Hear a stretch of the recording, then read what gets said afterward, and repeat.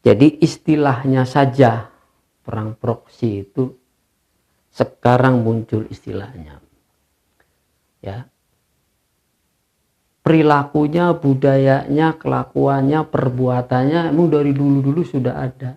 Perang proksi itu adalah perang blok antara timur dan barat. Ya, nanti ini ayatnya.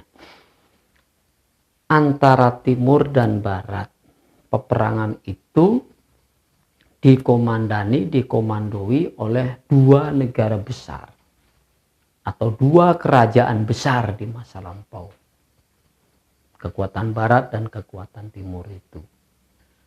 Dan yang menjadi objeknya adalah negara-negara kecil atau kerajaan-kerajaan kecil di sekitarnya atau di dalam jangkauannya. Yaitu objeknya. Untuk apa objek itu digarap? Untuk kepentingannya dari negara besar itu. Dengan kata lain, perang blok ini atau perang proksi ini adalah merupakan perang kepentingan. Yang tentu nanti melibatkan berbagai hal. Dari mulai keyakinan, budaya, politik, ya, pemahaman, aliran, faham dan sebagainya itu akan terlibat di dalamnya. Ya. Nah itu, jadi intinya perang proksi adalah perang kepentingan. Itu intinya.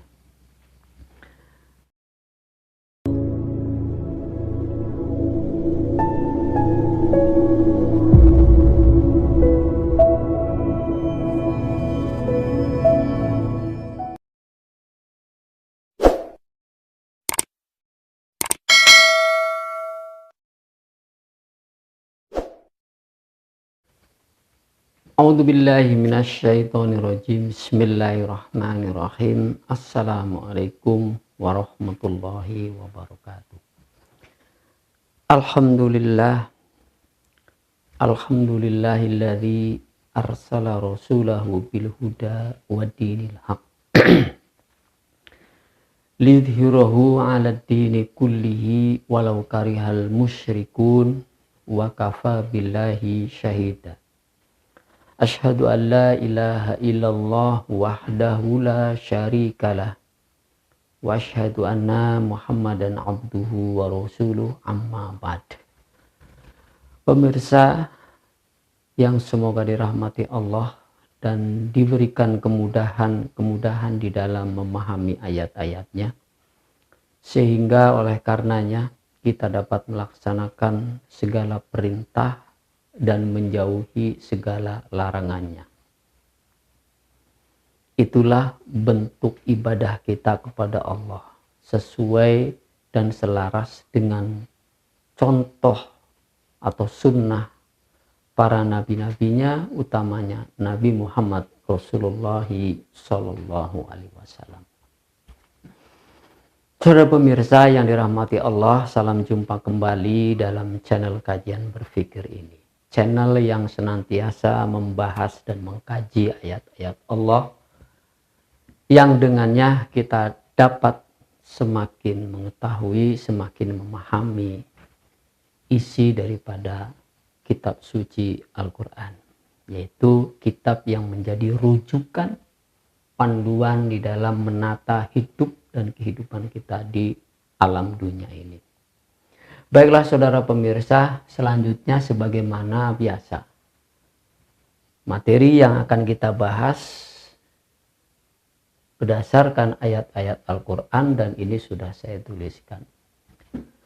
Dan sudah saya berikan juga judulnya, yang tentunya judul ini ada judul yang memang sedang viral juga, yaitu perseteruan antara Iran dan Israel yang merupakan wujud konkret daripada perseteruan atau perang proksi. Ya, jadi sebelum saya masuk kepada pembahasan ayat ini, saya berikan pengantar dulu. Apa itu yang dimaksud dengan perang proksi? Jadi istilahnya saja perang proksi itu sekarang muncul istilahnya. Ya. Perilakunya, budayanya, kelakuannya, perbuatannya emang dari dulu-dulu sudah ada. Perang proksi itu adalah perang blok antara timur dan barat. Ya, nanti ini ayatnya.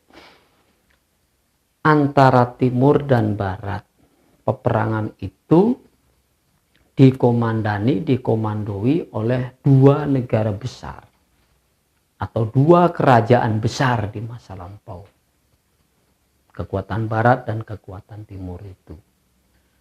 Dan yang menjadi objeknya adalah negara-negara kecil atau kerajaan-kerajaan kecil di sekitarnya atau di dalam jangkauannya. Yaitu objeknya.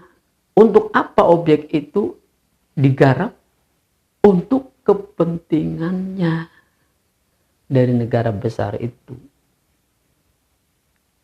Dengan kata lain, perang blok ini atau perang proksi ini adalah merupakan perang kepentingan.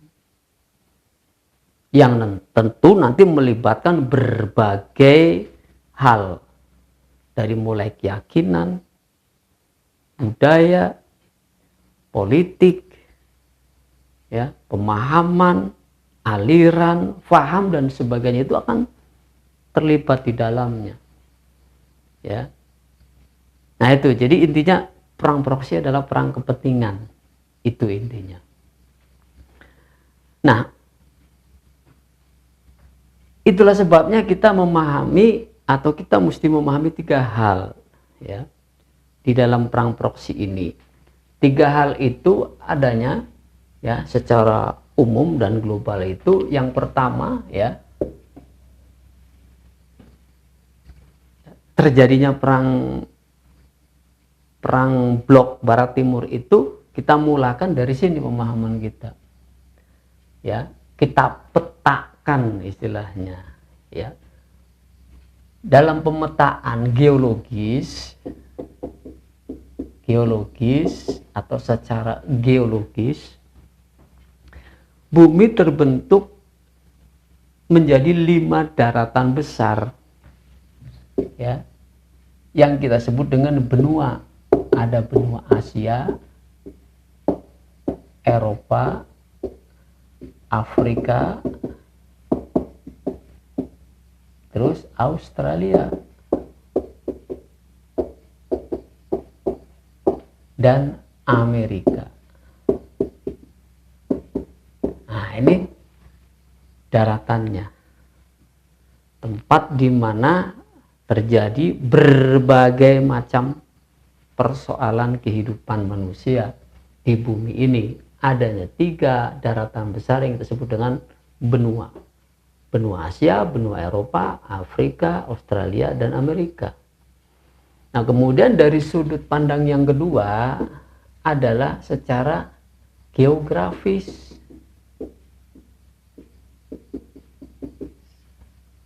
Secara geografis ya, bumi atau wilayah-wilayah ini terbagi atau dibagi menjadi 4 blok. Blok barat atau bumi bagian barat, bumi bagian utara, bagian timur, kemudian utara, selatan. Nah, barat, timur, utara, selatan secara geografis sebutannya. Ya. Dan yang ketiga ya, secara politik. Nah, ini dia. Kewilayahan.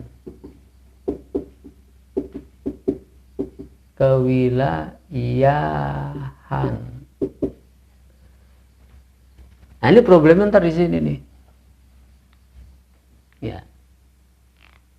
Secara politik kewilayahan itulah terbentuknya atau terjadinya adalah dua kekuatan besar, yaitu blok barat kontra blok timur. Itu saudara. Nah, manusia yang banyak memang di wilayah bagian barat bumi dan timur bumi. Ya. Meskipun pulau atau benuanya segitu luasnya, tapi yang paling banyak ya di Eropa, Asia dan Afrika. Dulunya begitu. Amerika dan Australia itu masih sedikit, bahkan mungkin masih kosong, apatah lagi utara selatan. Ya, mungkin yang ada hanya beruang kutub ya, karena utara selatan itu daerah dingin. Ya, kutub utara, kutub selatan. Jadi yang paling padat, yang paling banyak penduduknya yaitu benua Eropa, Asia dan Afrika. Nah, inilah yang kemudian terjadi perselisihan, persengketaan, berebut pengaruh, berebut kekuasaan di daerah barat dan timur. Nah, blok barat dan blok timur. Nah, di sini kita akan lihat ke belakang bahwa perselisihan blok barat dan timur, peperangan blok barat dan timur itu diabadikan, dituliskan di dalam Al-Quran ya, sampai disebutkan nama surat Ar-Rum. Nah, ini ayatnya yang saya nukil di sini 1 sampai dengan 4 ya. Rum yang kita kenal sekarang ini adalah Romawi. Jadi blok barat itu ya, sejarah masa lampau menunjukkan adalah kekuatan besar yang dikuasai atau dikepalai, dikomandani oleh pihak Imperium Romawi atau Kekaisaran Romawi. Sedangkan di timur ada Persia. Tandingannya, lawan tandingnya Persia. Nah, ini keduanya merupakan istilah sekarang itu superpower. Ya, negara besar atau kerajaan besar, zaman dulu kan kerajaannya Romawi dan Persia. Ini nggak ada akur-akurnya, memang berebut kepentingan, berebut kekuasaan, berebut wilayah, dominasi. Ya, Romawi wilayahnya seluruh Eropa, baik timur maupun barat. Kemudian Afrika bagian utaranya. Dan juga Asia Barat. Yang di dalam Asia Barat itu kita kenal dengan istilah Timur Tengah. Berarti ada Jazirah Arab. Daerah Arab. Begitupun Persia menguasai seluruh wilayah Asia, Balkan. Ya. Bahkan juga Asia Barat. Asia Barat yang kita temu dengan Jazirah Arab. Arab juga sini. Nah, disinilah ya, karena ada satu wilayah yang menjadi perseteruan terus-menerus antara barat dan timur. Di Asia Barat ini atau Jazirah Arab inilah ada yang namanya daerah yang disebut dengan wilayah Syam. Wilayah Syam. Nah, wilayah Syam ini ya sama-sama menjadi klaim antara barat dan timur. Nah, makanya di sini diabadikan di dalam surat Ar-Rum. Ya. Bismillahirrahmanirrahim. Mari kita masuk ke sini untuk menyoroti ini. Ghulabatir Rum. Telah dikalahkan bangsa Romawi. Oleh siapa? Oleh bangsa Persia. Catatan sejarahnya kan begitu. Fi adnal ardi. Di negeri yang terdekat. Di wilayah yang terdekat. Wahum mim ba'di ghalabihim sayaghlibun. Tetapi setelah bangsa Romawi dikalahkan oleh bangsa Persia, nanti akan dikalahkan lagi bangsa Rusianya itu. Istilahnya bangsa Romawi membalas kembali, ya, fi bid'in sinin, dalam beberapa tahun kemudian. Artinya nggak lama setelah bangsa Romawi dikalahkan oleh bangsa Persia, itu tidak lama kemudian bangsa Persia dikalahkan kembali oleh Romawi. Begitu kejadiannya dalam sejarah. Nah, ada kalimat fi bid'in fi adnal ardi, di negeri yang terdekat. Negeri yang terdekatnya mana? Ini saudara, Syam. Ya, sebelumnya Syam itu adalah diklaim, dikuasai oleh Romawi. Itu saudara. Nah, kemudian Romawi dikalahkan. Artinya daerah Syam ditaklukkan oleh Romawi, oleh Persia. Karena Syam itu adalah kekuasaan Romawi, begitu Syam jatuh ke tangan Persia, maka bahasanya adalah telah dikalahkan bangsa Romawi, kan begitu. Karena itu wilayah kekuasaan Romawi. Dikalahkan oleh Persia. Lantas dimenangkan kembali, direbut kembali. Nah, saat nih fi bid'in sinin lillahil amru min qablu. Tuh. Jadi urusan Allah lah sebelumnya. Sebelum apa? Sebelumnya ini urusan Allah. Artinya sebelum dan sesudah kemenangan bangsa Romawi, artinya di dalam perkelahian, pertempuran, peperangan antara bangsa Romawi dengan bangsa Persia itu, ya, itu urusan Allah. Wa mim ba'di, sesudahnya, sesudah apa? Ya itu tadi, sesudah itu, wa yauma idzin yafrahul mu'minin. Di saat kemenangan bangsa Romawi itu bergembiralah orang-orang mukmin. Lantas pertanyaannya apa hubungannya? Kan begitu. Lawung yang perang bangsa Romawi dengan bangsa Persia, yang menang bangsa Romawi, tapi yang bahagia, yang senang kok orang-orang mukmin. Ada tafsiran. Ya. Kenapa orang mukmin bergembira?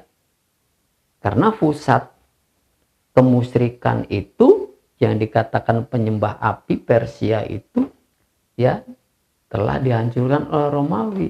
Sedangkan kaum mukminin, kaum muslimin begitu, ya, lebih suka kepada kemenangan bangsa Romawi karena dia adalah orang yang beragama Yahudi dan Kristen, kan begitu. Ada penafsiran begitu, ya silahkan, nggak apa-apa. Pernah juga penafsiran, ya. Tapi yang harus kita pahami di sini, ya, kita melihat daripada ayat ini, ya, setelah itu bukan urusan Allah lagi secara langsung. Urusannya diserahkan kepada orang mukmin. siapa orang mukmin pada saat itu? Tentunya Muhammadur Rasulullah walladzina ma'ahu, begitu kalau bicara orang mukmin, orang muslim. Nah, sejak saat itulah diperlihatkan oleh Allah pula bahwa Persia itu lemah sudah. Tetap dominasinya di sini adalah Romawi. Nah, disinilah urusan diserahkan kepada Rasulnya. Sebelumnya urusan itu adalah urusan Allah. Ya. Dibuatlah oleh Allah sebuah pertempuran itu. Terjadi pertempuran itu antara Romawi dan Persia. Jadi nggak ikut-ikutan orang mukmin itu, nggak ada campur tangannya sama sekali. Ya karena memang juga masih kecil. Ya, masih kecil, sangat kecil, nggak mungkin. Dan lagi pula di dalam Islam nggak ada konsep berperang kalau tidak diperangi. Nggak ada konsepnya ini berperang kalau tidak diperangi. Itulah mukmin. Sedangkan perang kepentingan adalah justru menyelenggarakan perang karena ingin menguasai. Kan begitu. Ya, apapun bentuknya, kalau yang namanya atau siapapun pelakunya, kalau yang sudah merasa mempunyai full kekuasaan, itu cenderung untuk menguasai. Ya, sedangkan konsep Islam tidak demikian. Nah, disinilah ya letaknya nanti di mana keterlibatan Islam itu di dalam kancah proksi itu. Nah, jadi apa yang mau saya katakan bahwa perang proksi itu istilah sekarang. Ya, karena perang proksi itu adalah perang blok barat dan timur. Ini sudah ada dari sejak zaman pra-Islam, yaitu pertempuran antara barat dan timur, Romawi dan Persia. Gitu saudara. Ya, nah itu berarti ini periode pertama ya tentang masalah perang proksi. Begitu saudara. Ya. Lantas bagaimana dengan kondisi hari ini? Kita semua sudah meyakini bahwa sunnah itu berulang. Ini sunnatullah, saudara. Perang Romawi dan Persia itu sunnatullah. Akan berulang kembali kondisi seperti itu. Kita akan buktikan karena ayatnya masih ini juga, nanti penyelesaiannya juga lewat ayat ini juga. Dan ayat-ayat Al-Quran itu merupakan ayat-ayat yang senantiasa update kapanpun.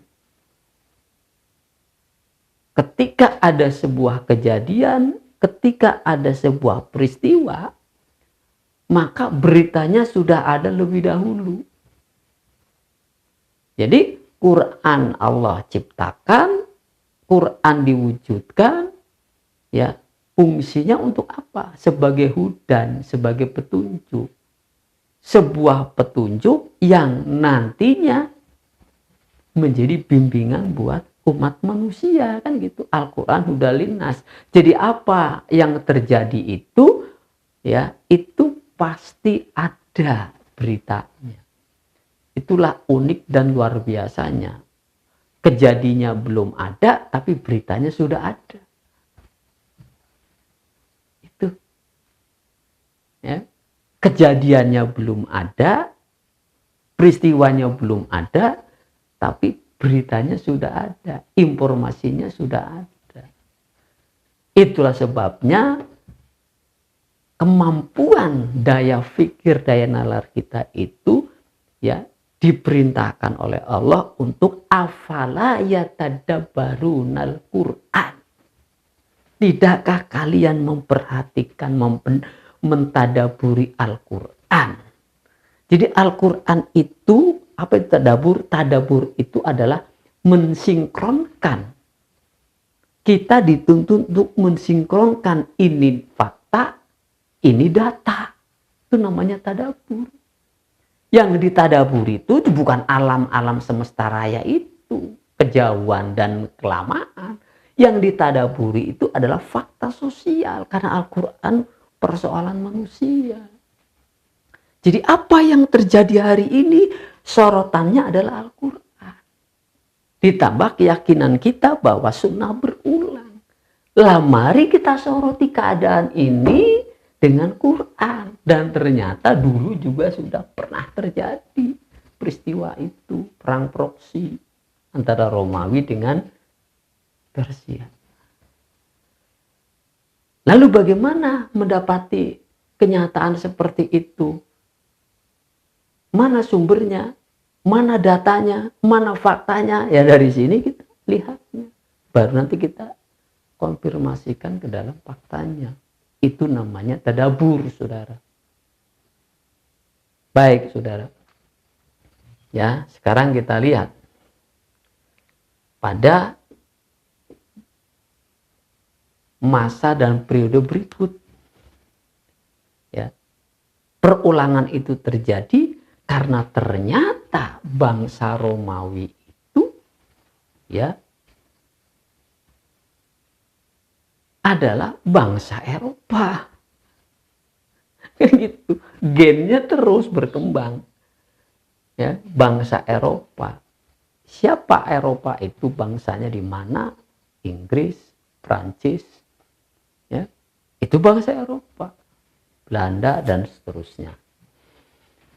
Nah, ternyata ya setelah terjadinya Perang Dunia Kedua, berakhirnya Perang Dunia Kedua, ya, 1900 berakhirnya 1947, ya, itu terjadi perang lanjutan, tetapi bukan perang fisik yang kita sebut dengan perang dingin antara blok barat. Mana nih? Yang ketiga sini. Blok barat kontra blok timur, sama aja. Barat dikomandani oleh Amerika Serikat dan timur dikomandani oleh Soviet, Uni Soviet. Blok timur. Ya. Ini berseteru. Blok barat dan blok timur, ya. Dan negara-negara kecil itu berada di dalam kekuasaan atau pengaruh antara negara barat dan negara timur ini, antara Amerika atau Uni Soviet. Itu berlangsung 50 tahun dari 1947 sampai 1991. Nah, negara-negara kecil, ya, terutama yang ada di Asia dan Afrika, termasuk Indonesia di dalamnya, ya, itu pilihannya mau ngeblok kemana, begitu doang, ke barat atau ke timur. Tapi kan Pak, Indonesia itu sudah punya politik non-blok. Iya, politiknya demikian. Politik luar negerinya adalah non-blok. Tapi nggak bisa melaksanakan kemandirian. Artinya tidak ikut barat, tidak ikut timur dalam sistem pengelolaan negaranya. Ya kalau nggak barat ya timur. Dan sebagaimana biasanya karakternya, ya, tentu mayoritas umat Islam di Asia, Afrika, termasuk di Indonesia, itu dia tidak akan mungkin mau ke sini, ke blok timur Soviet. Kenapa? Karena alasan keyakinan tadi, ya, bahwa blok timur ini, ya, fahamnya dibangun di atas faham komunisme.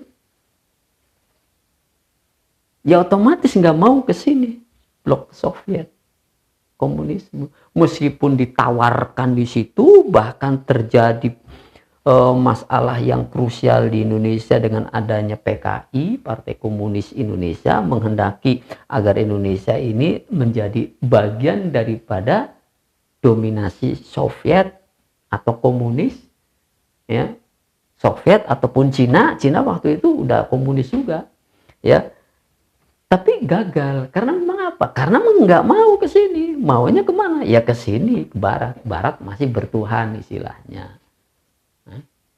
Karena Amerika, ya, yang ada di Amerika itu ya Kristen dan Yahudi, ya, sama-sama agama samawi, begitu alasannya. Jadi ke sini condongnya, ke barat, bukan ke timur. Nah itu saudara.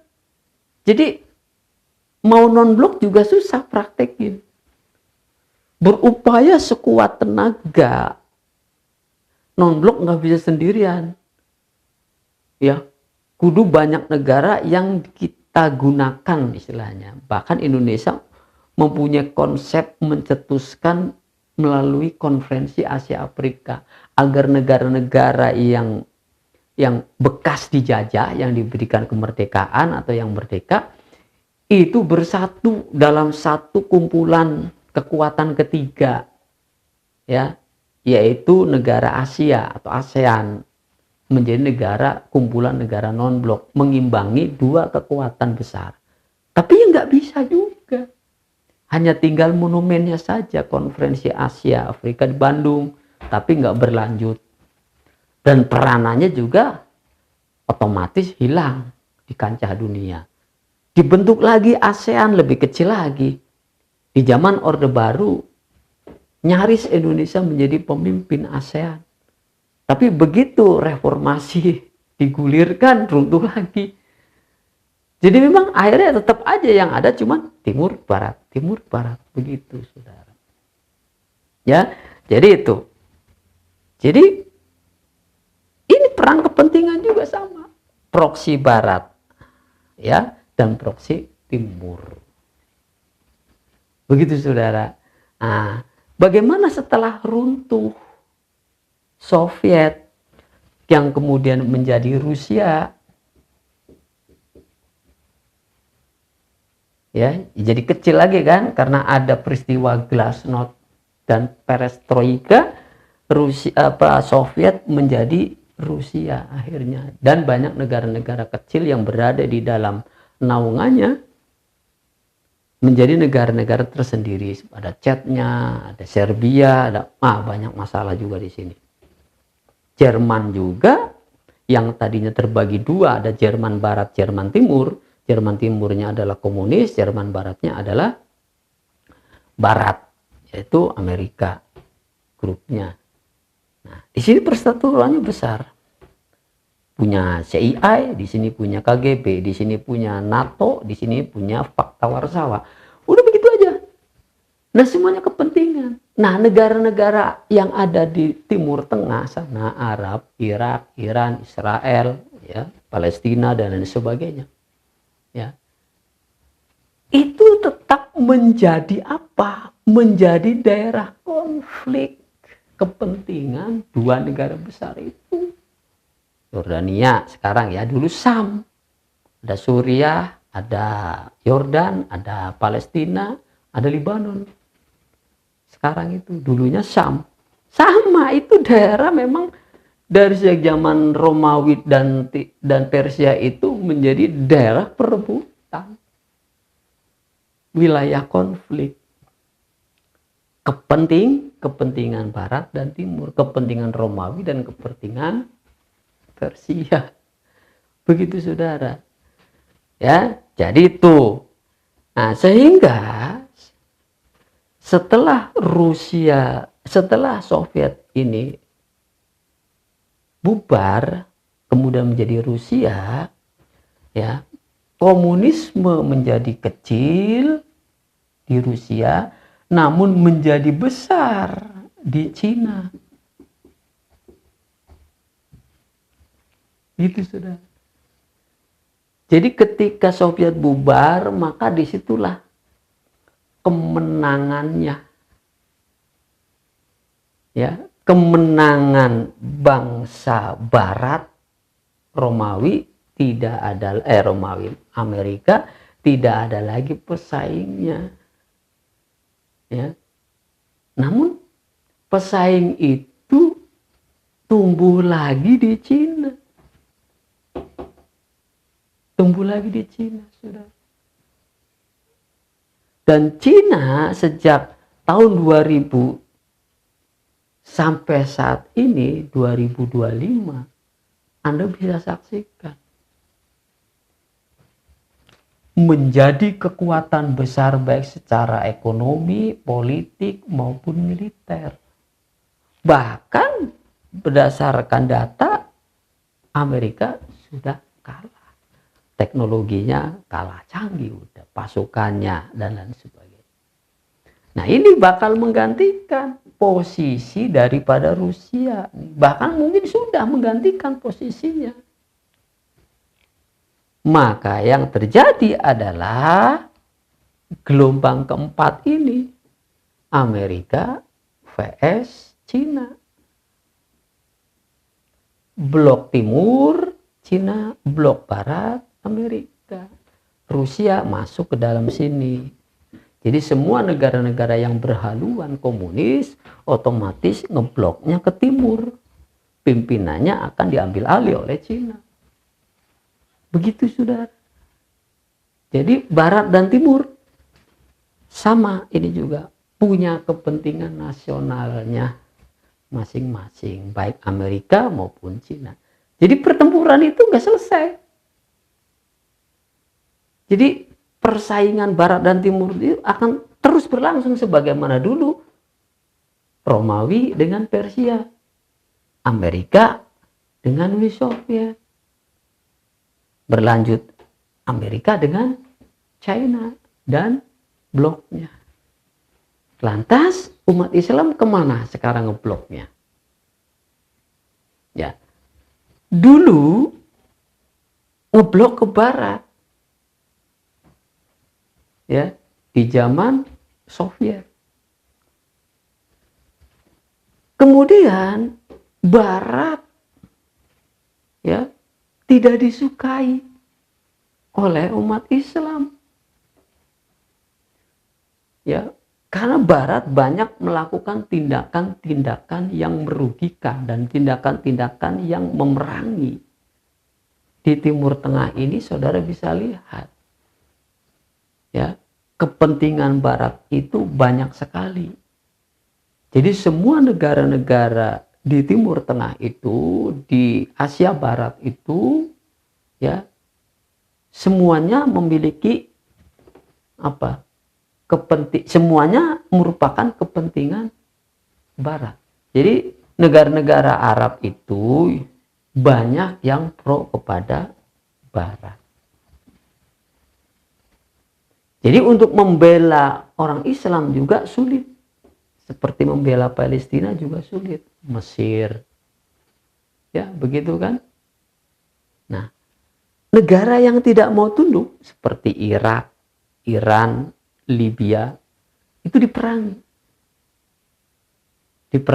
Digulingkan pimpinannya, seperti Irak digulingkan pimpinannya. Dulu juga ada Afghanistan begitu di sana. Kemudian disodorkan pemerintahan yang juga dari Amerika. Nah, kemudian main di sana juga Rusia di Afghanistan. Ya pokoknya perang proksi itu seperti itu. Jadi negara kecil dijadikan objek peperangan. Sedangkan negara besarnya itu adalah memanage. Tinggal memanage doang. Nah, seperti itu yang terjadi, saudara. Nah, dengan demikian, di mana peranannya umat Islam? Ya. Sementara ini umat Islam adalah objek garapan baik negaranya maupun umatnya, objek garapan dua ini. Nah, umat Islam yang sudah tidak respek lagi kepada blok barat didekati oleh blok timur. Makanya kan Rusia dekat kepada umat Islam. Cina dekat kepada umat Islam. Maka jadilah ngeblok ke sana. Maka nggak heran kalau Cina dan Rusia itu membantu Iran, membantu Palestina, kan begitu.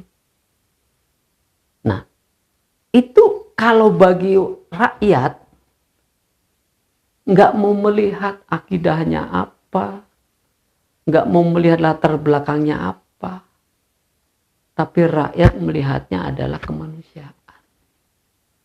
Yang didambakan rakyat itu, yang didambakan umat itu adalah kemanusiaan dan keadilan. Bukan negara apa yang membantu kami. Ya, memang itu, saudara. Fitrahnya manusia ini sebenarnya ingin aman, ingin sejahtera, ingin terwujud keadilan. Itu fitrahnya manusia, khususnya yang ada di kalangan umat dan masyarakat. Tapi beda dengan kalangan penguasa. Ya. Jadi nggak memandang terserah kepentingannya apa. Yang jelas hari ini umat masyarakat menghendaki keamanan dan ketentraman serta kesejahteraan. Mau komunis yang membantu, nggak masalah. Apapun fahamnya, apapun alirannya, nggak masalah. Makanya seluruh dunia ini ya telah mengkondisikan diri bahwa yang diinginkan itu bukan kepentingan sesaat, bukan kepentingan duniawi sebagaimana yang dilombakan oleh timur dan barat, tapi keadilan dan keamanan. Itu yang langka. Ya. Makanya kalau umat Islam hari ini yang sedang ya diperangi oleh barat, gitu kan, didekati oleh Rusia dan Cina, begitu kan? Karena ada kepentingannya. Apa kepentingannya? Dan memang umat Islam itu musuhan dengan barat. Rusia dan Cina ya juga musuhan dengan barat. Nah, itu kesamaannya di situ. Ada musuh yang sama gitu aja. Nah, tinggal hari ini mau bagaimana peranan umat Islam itu? Apa akan menjadi objek terus-menerus? Kan tentunya tidak. Umat Islam punya peranan besar. Begitu. Untuk menciptakan apa? Menciptakan keadilan, menebarkan rahmat. Makanya konsepnya Islam itu rahmatan lil alamin. Begitu, saudara. Itu konsep Islam. Jadi perang di dalam Islam itu bukan untuk menguasai, tapi untuk menghukum atas pelanggaran. Nah, kalau melihat sejarah ke belakang kembali, ya, bahwa urusan yang diserahkan kepada kaum mukminin, pimpinan Rasulullah Shallallahu Alaihi Wasallam, Nabi Muhammad itu, ya, dua kekuatan besar itu Romawi dan Persia itu musnah. Ya, musnah. Sebagai apa? Sebagai bentuk hukuman. Bukan penguasaan semata-mata. Karena Rasulullah tampil pun berperang itu bukan karena memerangi, tapi karena diperangi. Kemunculannya karena diperangi juga. Ya. Jadi hanya Islam yang mampu menghapus dominasi timur dan barat. Karena Islam itu sistemnya la syarqiyah wala gharbiyah. Bukan model barat, bukan model timur. Itulah keadilan hanya ada di Islam. Hanya ada di ajaran Allah. Ya, begitu, saudara. Jadi siapa yang bisa membawa konsep rahmatan lil alamin, maka dialah juaranya. Dialah pemenangnya. Nah, pertanyaannya siapa? Umat Islam yang mana? Ya. Karena hari ini kita melihat umat Islam yang kita lihat di sini ada Iran, ada Irak, ada banyak sekali negara-negara di sana pun juga sama kondisinya. Yang kita lihat kuat juga sebenarnya dalam ancaman yang besar. Katakan Iran di situ. Dan Iran pun ini juga penilaiannya beragam dari umat Islam sendiri. Karena adanya di situ clash masa lalu tentang masalah keyakinan. Tentang Syiah. Kan begitu. Nah, baik saudara, itulah yang dapat saya sampaikan penjelasan umumnya yang nanti kita akan kembali bagaimanakah mengembalikan sunnah yang berulang ini. Ya, ini berulangnya ya baru istilahnya kebatilan yang berulang. Yang haknya berulang nggak masalah. Kan kudu berulang. Nah, ini kan yang batil. Kalau kita lihat batil kenapa? Ya karena mereka berseteru-terus menimbulkan masalah terus, menimbulkan kekacauan terus kedua belah pihak ini di dalam kehidupan manusia. Maka saya nilai batil berdasarkan Quran. Nah, yang haknya bagaimana? Kan kudu sama muncul juga yang haknya. Ya, sebagaimana dulu Persia dan Romawi. Persia ditaklukkan oleh Rasulullah melalui tangannya Sa'ad bin Abi Waqqas, dan Barat pun Romawi ditaklukkan oleh kaum mukminin, ya, Sultan Muhammad Al-Fatih. Selesai kan, timur dan barat nggak ada. Yang ada apa? Khilafatul Islam. Nah itu. Nah jadi untuk mengembalikan lagi atau bakal kembali lagi yang bukan sistem barat, yang bukan sistem timur, tapi rahmatan lil alamin.